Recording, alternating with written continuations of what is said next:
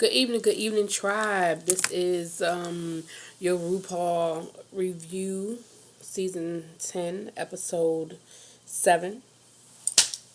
Go on and hit that subscribe button, hit that thumbs up, and buckle up, because I got a whole lot to say about this episode. First of all, the Snatch Game. Now, why it took us 7 weeks to get the Snatch Game, I will never know. However, I think it was a good number of queens that the show that you got a chance to see everybody what they did and didn't do. I think sometimes if there are more people up there, people are at least in the editing. I'm sure when they're actually doing the Snatch Game, everybody gets a chance, but in the editing you get to see it. Anyway, let's rewind because I got ahead of myself. So the episode starts like all the episodes do with the elimination of the last queen, and the last queen that went home was Blair St. Clair. But Vixen was in the bottom, and Vixen had to lip sync for her life, and of course she didn't like it, and she didn't think she deserved to be at the bottom. And her thing was, well, if you thought I was a bitch before, wait till you see me now. Whatever, Vixen. I'm so ready for you to go home. Ooh. And then Monique was feeling frustrated because her thing was, I just don't know what the judges want, and I'm doing this and I'm doing that, and I'm just always, either in the middle or I'm at the bottom, and she just feels like she's giving them more and they're just not getting her or getting her drag. But here's the thing, boo boo. You making your outfits 10 minutes before runway. You are using garments from around the room. Like, you they're on a budget. And I ain't disrespecting that, and I ain't mad at you for it.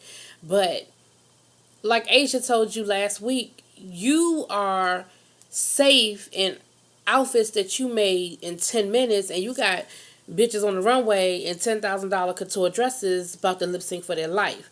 I think you need to just be happy where you are. I understand the frustration, because let me tell y'all the story. RuPaul's Drag Race is sort of like this. When I was in college, I had a lot of friends who went to law school because my major was political science, and a lot of people with political science, that's the natural progression.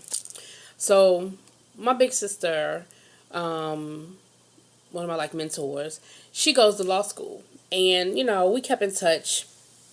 And she said to me, she said when she went to her law school orientation, what she realized is that everybody there had the same resume. Everybody there was SGA president. Everybody there was, had good grades. Everybody there had a certain score on the bar exam. Everybody there had done a lot of the same stuff at their undergrad, because there are things you have to do to make it to law school. Okay, so that's how I feel about Drag Race. Everybody there has met something, has hit a bar, because you have to do that in order to even get on the show. So of course everybody shows up thinking they the shit. You know what I mean? And nobody goes there to lose. You know what I mean? So I understand your frustration, Monique, but you came there on a budget. You know what I'm saying? So anyway, I didn't mean to go there. I didn't even mean to go there with her. The judges this week are Audra McDonald, who y'all, I love her. She is such a talent. And Kate Upton, which I was like, okay, Rue, getting Kate Upton. Okay, then. So whenever they do Snatch Game, the mini challenges the library. The library is open, and everybody gets to read everybody. Well, I thought everybody did pretty good, but I thought Eureka did the best. Because here's what Eureka did. And as somebody who's a big girl, I've learned this trick too. You take the joke, you take the obvious joke away from them. Like, when you're a big girl, the insult that is going to automatically come is about your weight. It's funny, I was just talking about this today at work, and I told y'all I'm an educator, and I was talking about students calling, when they get mad or whatever. I deal with high school kids, so they don't care. And I was like, you know how many times I've been fat? Like, that insult don't hurt me. First of all, I've been fat all my life, so, So when a 16-year-old calls me fat, really? Is that supposed to make me cry or something? And so it's the same thing with Eureka. Eureka did her whole read, which she had some good ones. And then before she got done, she said, okay, now I'm going to sit back and listen to all y'all make fat jokes. Well, it sort of took the wind out of the sail. Like, it's kind of like, wah, wah. You know what I mean? So if I'm getting ready to go up next, now what Eureka has done is challenge me to come up with something else other than her weight, because that's the easy joke. Now Eureka got a lot for you. I mean, you could talk about how loud she is. It's other stuff there, but that's the easy target, and she took it away. So I thought that was genius. So she wins the mini challenge. Now we get into the workroom, and we're going to find out who's going to do what. Rue brings in a special guest with her. She brings Bianca Del Rio, who, y'all, Bianca's my bitch. I love her. Bianca don't give a fuck. I loved her season. I loved her on her season. I knew she was going to win after like week 2, or I felt like she should win. And I was so here for it. And I think because, especially after with All Stars, and I think the Snatch game last season were pretty lackluster. I mean, overall. You know what I mean? I mean, we had a Maya Angelou who couldn't spell her own name. You understand what I'm saying? Like, they were pretty lackluster. So I think her critique in the workroom was more harsh than it probably normally would have. Also, you had Bianca, who really don't have no cut cards. And she's going to give it to you straight, no chaser, which is what the critiques are supposed to be. So there's nothing wrong with that, but I just feel like, as she was going around the room, she was giving people some really good feedback. And honestly, the people who took her advice did okay. The people who didn't take her advice flopped. And, you know, she's not going to ever come right out and tell you what not to do. But I think she leads you to water. But you know you can't make motherfuckers drink. So we had Monet doing Maya Angelou. And, of course, the minute she said it, I was like, okay, that's going to be some shade. Because your ass was sitting at home doing All-Star saying, I could have tore Maya Angelou up. You know what I mean? Like, you playing that. You was ready for Maya Angelou. And she did the damn thing. Like, it was hilarious. Like, I was at home laughing. Like, I'm watching it, and it was hilarious. Cameron did China. You did okay, but it wasn't a stretch. Like, you played, it was a layup. You played the wrestler China, she played the wrestler China. China was a bodybuilder. Like, she had the muscle. She was very muscular, you know, the tattoos. So really all you had to do was do the voice and have a couple of quick one-liners. But you didn't really challenge yourself with that. But you did okay. You know what I mean? You didn't flop, but you didn't stand out. But Cameron is cruising, y'all. Y'all better watch her. Cameron is cruising. Vixen did Blue Ivy. I knew when she said that shit, that was going to be a problem. How the fuck you gonna play a baby that ain't nobody heard say nothing? We could probably count on one hand how many words we have heard Blue Ivy speak. Yes, she has some faces. Blue Ivy be giving you some faces now, and that she will do. But I just felt like you could have knocked that one out the park, because you could have given her a personality, because it's a blank canvas. But I just didn't feel like you had the talent to do that. I just didn't feel like you could. So, I didn't think that was a good choice. She looked good, though. She made a cute Blue Ivy. She just didn't deliver on the Blue Ivy lines. Monique played Maxine Waters. Rue tried to lead you on that one. You came up with one joke about the Cheeto. She laughed, and you tried to run that joke the whole game, and it just wasn't enough. I respect the fact that you didn't want to lean on reclaiming my time, but that's you had to. I don't know what the editing is on this. Like, I mean, what the free time is on this. But first of all, I'm gonna get back to that. But you could have YouTubed some Maxine Waters and got a couple of more one-liners, and that's what Rue told you to do. Rue said, come up with something other than reclaim. Like, you can use reclaiming my time, but come up with some other things other than reclaiming my time. Maxine Waters been doing this shit for 30, 40 years. Like, it's other stuff out there. That's what she's most known for in the last 6 months or whatever, but please. Maxine Waters been killing mofos for a long time. So you flopped, and I ain't like your makeup. I didn't like nothing about your performance of Maxine Waters, to be honest with you. Cracker did Dorothy Parker. Dorothy Parker is that quirky character, and like Rue said, she was like, a lot of people might not know who Dorothy Parker is, and Cracker's thing was, I just have to. Dorothy Parker is the original Mean Girl. She knows how to take something twisted and throw it back at you, and I think you did a good job of that. Like you played the character so that you didn't have to know who Dorothy Parker was to find Dorothy Parker funny. So you did a good job. Um, Eureka. Now, here's a good example of people listening and adjusting.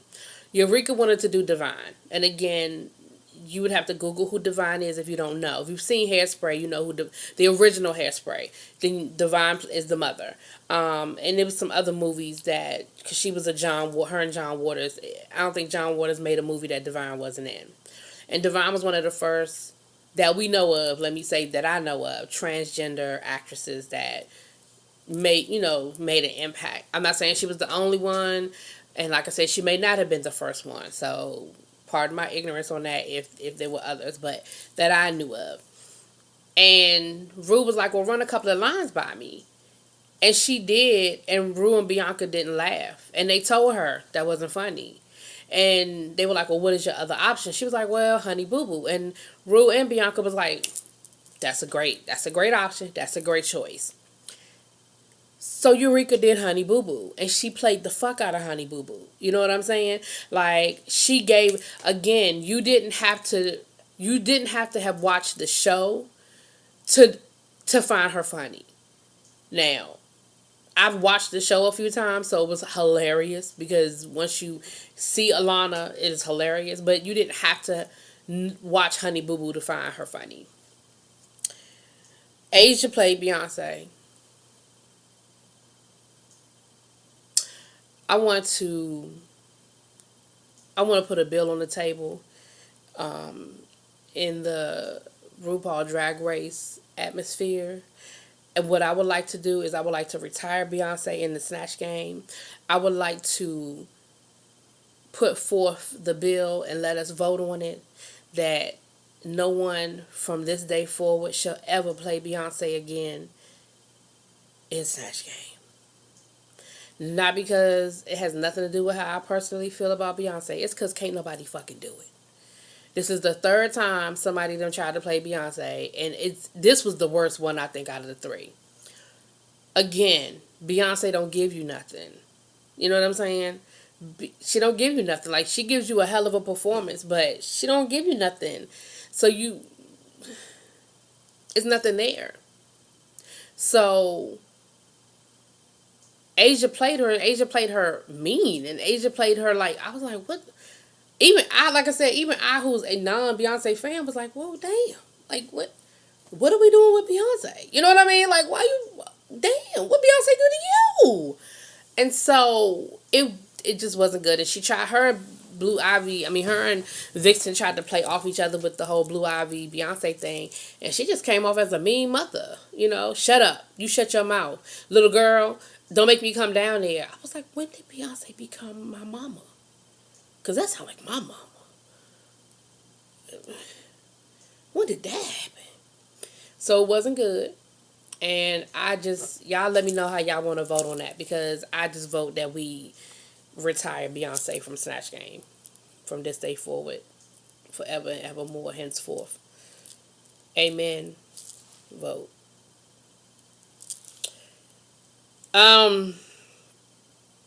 And then we had Aquaria as Melania Trump. The judges loved it. I thought it was okay. I do think she got a couple of really good one-liners in there. And she definitely played her character. She had the Tiffany's box with a help me sign, and her place card said Michelle Obama, which I didn't even catch. Honestly, I didn't even catch it until the judges brought it up, and I had to be like, oh yeah, she did. And she had a couple of really good one-liners. So she was definitely present. She didn't zone out. But, I don't think she was over the top. You know what I mean? But she was safe, so that's where she should have been. No, I'm lying. She wasn't safe. We'll get to her. No, she wasn't safe. Rewind. Erase that. She wasn't safe. But like I said, she did good. I didn't think it was a bad performance. I just didn't think it. It just didn't stand out to me. So let me say this to y'all. At this point, after 10 seasons, I have no sympathy for anybody who's not ready for Snatch Game. I just don't. Snatch Game is the now I know that they tell people what to bring as far as the categories, so they know to have like today the runway was mermaids. They knew to have a mermaid outfit. You understand what I'm saying? Denim and diamonds. Like they tell them that kind of stuff so they know to sort of have those kinds of things.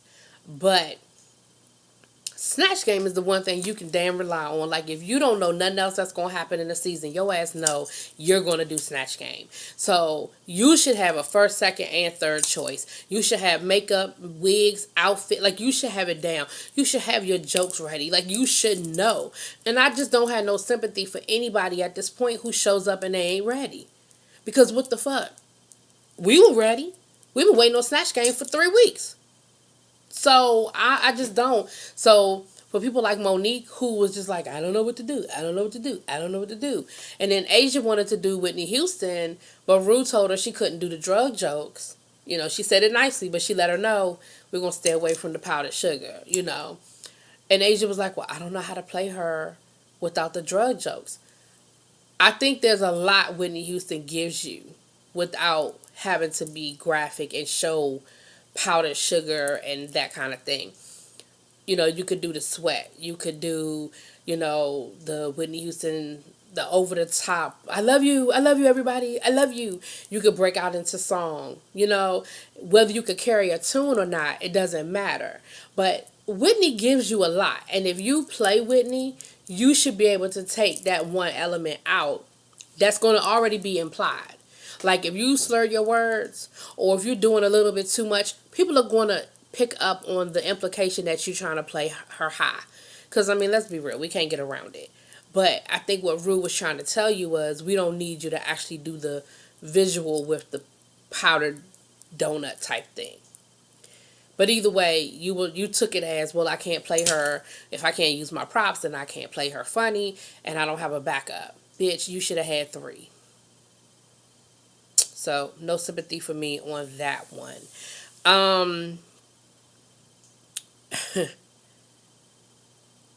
After the Snatch Game, they're in the workroom. And the workroom got real political this week. Again, I keep telling y'all that Rue is inserting the politics because it was no accident that everybody in the workroom was talking about what they were talking about. They were all talking about, do they bring politics into their drag? And if they do, what does it look like? And it was mainly the black queens talking about bringing race in. And I would have been interested. I want to say that Blair St. Clair was the one who's Jewish. So I would have been interested to hear if she brings in anything dealing with that. But, and I could be wrong. Maybe it may have been Cracker or Eureka, to be honest with you. But nobody else really spoke up on that from that point. Monique says she doesn't really bring a lot of politics to her drag because she's in Kansas City and racial tensions are already high and she just don't need to poke the bear. I get it. Monet said that she feels like that's part of their obligation in the drag community because of the attack on LGBT with the current administration. LGBTQP. I think P is LGBT. There was another letter added that I wasn't familiar with. But anyway, so and that went around the workroom, and Vixen talked about how she does a lot. She brings a lot of race. You know, she has a whole show called Black Girl Magic, so clearly there's some, you know, there's clearly some stuff there. And then the Vixen bitch gets in her feelings and starts talking about how Eureka stepped on everybody and how Eureka didn't let anybody get any jokes in and how Eureka just dominated the whole Snatch Game. And It was funny because when Vixen first started going at Eureka, Eureka's attitude was like, all right. Like, Eureka didn't even respond. And Vixen was like, do you hear me? And Eureka was like, yep, I hear you. Like, I'm not entertaining you, bitch. I'm not getting into that argument with you. I'm not entertaining you. And then Vixen was like, and then Eureka was like, well, you know what? Isn't that part of what Snatch Game is about? Like, isn't that what we're supposed to do? She was like, I jumped in where I felt like I could jump in and be funny, but isn't that what we're supposed to be doing? It's Snatch Game. And, Monique says in her confessional, she's like, I personally feel like, you know, I feel like Asia was the one stepping on people more, trying to throw in those Beyonce lines, but all she was being was just being mean to Blue. Like, she was being a mean girl. And, so anyway. The main stage runway was Mermaid Fantasy. And it was funny because when the first girls came in, the first one came in the wheelchair, because they said it was a homage to Bette Midler, and one of the pictures they showed was Bette Midler coming in on a wheelchair. And I was just like, I thought she was just imitating that one picture, but come to find out all the girls came in on wheelchairs because with the mermaid outfits they couldn't really walk the runway, or it probably would have taken forever for them to walk the runway. So I was like, okay, pit crew, I see y'all earning y'all coins this year, for real, for real. They were, this is where I'm going to leave this one up to the judges. I'm going to say this. I loved Eureka's wig, and I thought her interpretation of Ursula was interesting. She was like Ursula's evil sister and had blood coming out her mouth. But I liked her wig. It was like a tricolor thing with like blue and purple and like the dark roots. I thought it was a really pretty wig, and I thought her makeup was pretty. Her outfit was okay.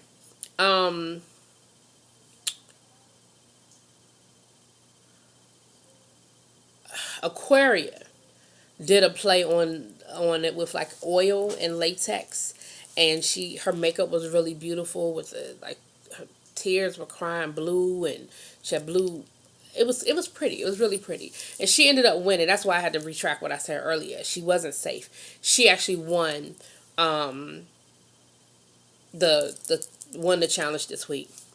And I'm sure it was her runway that did it, because everybody loved her runway look. I'm trying to stop saying so much. When I do the playbacks, I hear how many times I say so I apologize, but I'm working on it. Monique was, I didn't like Monique's. Again, and Monique's looked like she had just made it. And she had. And it looked like it. Like the top didn't match the bottom, and it wasn't pretty. It looked like you had just made it. I tried to stop myself.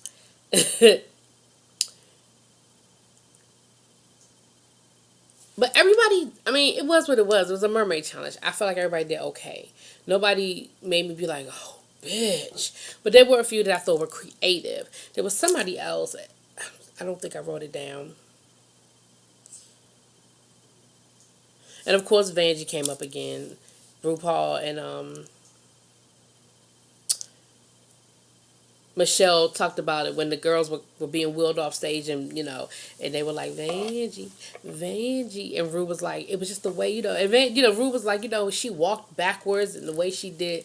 So anyway, I just feel like now they're going to find a way to put her in every episode. They're going to splice her in. They're going to edit her in. She going to be in every episode, and I'm waiting for her to be I'm waiting for her to be there. They've got to put her on the last show somewhere. They've got to give her something. But anyway, it was something else. It was something else I wanted to say about the mermaids before I move on, but I don't remember what it was. I was going to say that I liked Vixen's look from the neck up. I liked her wig. No, that's a lie. I liked her wig. I didn't like her makeup either, but I did like that color. I like that color. Wasn't really crazy about her makeup, and her outfit was horrendous. She tried to do breasts, and they were like here and here. Oh, y'all can't see. They were like here and here and here. They were all over the place. It wasn't cute. It wasn't cute. Oh, and I liked Asia, even though Michelle tried to dig her on the fact that she had on a wig instead of showing her face. Had on a mask instead of showing her face. I liked her interpretation of a mermaid. She was like, I don't feel like mermaids are glamorous. Like, I feel like mermaids are not pretty in the face. You know, they're half human, half fish. Like, they're not cute. And yes, it was a mask, but I thought it was a cute interpretation. That's what I wanted to say. All right, cool. Moving on. I'm trying to hurry up. So, they did when they came back, so, Cracker and Cameron were safe. Eureka, Aquaria, Monet were in the top. Vixen, Monique, and Asia were at the bottom, I believe. I believe they leave somebody else, but I don't remember who. Anyway, Asia ended up being safe. I thought they was gonna put Asia on the. I thought they was gonna make Asia lip sync because of the mask, but she was safe. And so it ended up being Vixen and Monique lip syncing for their life. But what they did, before we got to the lip sync part, what they did was, and I hate when they do this. I really do. And honestly, I usually fast forward through it. I don't like the whole, who would you get rid of and why? All you're doing is stirring the pot. You are stirring up controversy. It's almost like the producers are like, okay, we don't have a whole lot for them to talk about, or the workroom was dry, or whatever. So we need to spice it up. We need to add some drama, because that ain't never gonna be a positive conversation. You know, when you're talking about somebody and saying, well, you know, if you could change anything, what would that ain't never going. I mean, who would you send home? Well, they started with Eureka. Eureka said Asia, and she was like, she took the PC answer. She was like, because she's my biggest competition, I would say Asia. All right, you buffered it. Asia can't really get mad about it because you kind of gave her a backhanded compliment. Okay. Then they went to, I don't know who they went to next, but whoever they went to next said Vixen. Then they went to somebody else and they said Vixen. So then they went to Vixen. Girl, honey, she unleashed on Eureka. She said, I have never met a more unprofessional and da da da. Like, she went below the belt. Like, she didn't say, well, I would send Eureka home because, you know, I don't like her style of drag. She called her unprofessional, and she this that. I mean, she went for it. And they ended up actually going back and forth on the stage. You know, Eureka was like, she was like, see, you always got to have the last word. Like, you suck the life out of the workroom. Like, all this stuff. And Eureka was like, no, I am going to respond, because what you're not going to do is talk cold shit about me, and I'm not going to say nothing back. Like, you're not going to do that. So, yes, I'm going to respond. And, again, Eureka is not scared of Vixen. She ain't cowering to Vixen. And she gave as good as she got. And then they asked the rest of the girls, and all of them said Vixen. And they had different reasons, but they all said the Vixen. And I was like, whoo, that workroom, Untucked is going to be off the chain. And I don't normally review Untucked, and I'm not going to review Untucked. But let's suffice to say, it was what you would expected it to be. Vixen was nasty, she was mean. But at the end, she said, I wasn't mad, I was hurt. And then she started talking about all the other queens. And I'm like, yo, you just have to take responsibility that, girl, she had the nerve to even say, I ain't had no beef with nobody in here. Bitch, you done beef with everybody in there. Are you crazy? Only other thing I want to say, the last thing I'm going to say before I talk about this lip sync is, Asia, again, you tried to play victim again, and I don't like that shit. When you explained your outfit, you said that your interpretation of mermaid was that's why you did the mask, because you don't think mermaids are pretty. But then when they challenged you about it on the runway, when Michelle was like, why would you wear a mask? Then all of a sudden, now you're playing victim. Well, I just didn't think my look was enough because I just didn't have enough time. And so I put the mask on because don't do that. Stand in your shit, because your explanation actually was a good explanation and it makes sense to me. Don't do that, and then don't you start playing victim and making excuses. Don't do that. Don't do that shit. I like you, Asia. I do, but you're making it hard. Last but not least, this bullshit ass lip sync. Let me tell y'all something.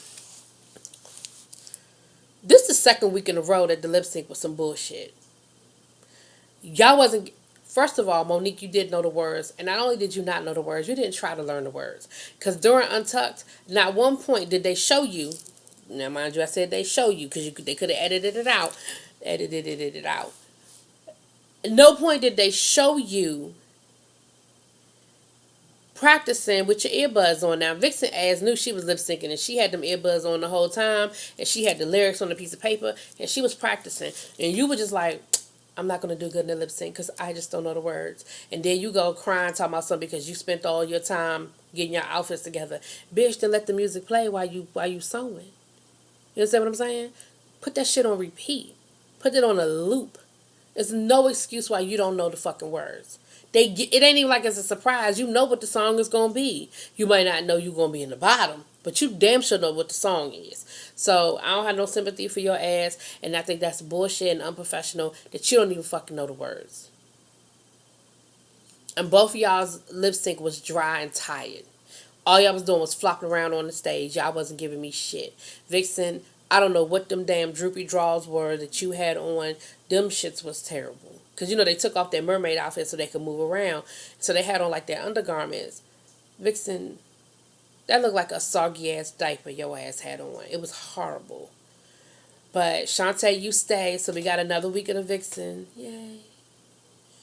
But Monique, I couldn't even defend you. You deserve to go home because you didn't know the fucking words. And she told my son, well, I didn't give up. And you did give up. You gave up when you didn't try to learn the fucking words. That's when you gave up.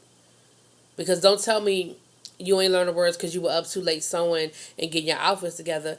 Play that shit. That's when you listen to the song. That's when you learn the lyrics. Play that shit over and over again till you know the damn song. I didn't know what the song was. I wasn't familiar with the song. I don't think I've ever heard it before in my life, but I bet you for damn sure somebody said you need to learn these lyrics by Friday and be ready to perform it so you can stay in this competition. I bet you that song would have been, that'd have been the only thing I listened to for however many days. Anyway, this ran real long. I'm about to go to bed. Y'all tell me what y'all think in them comments. Peace.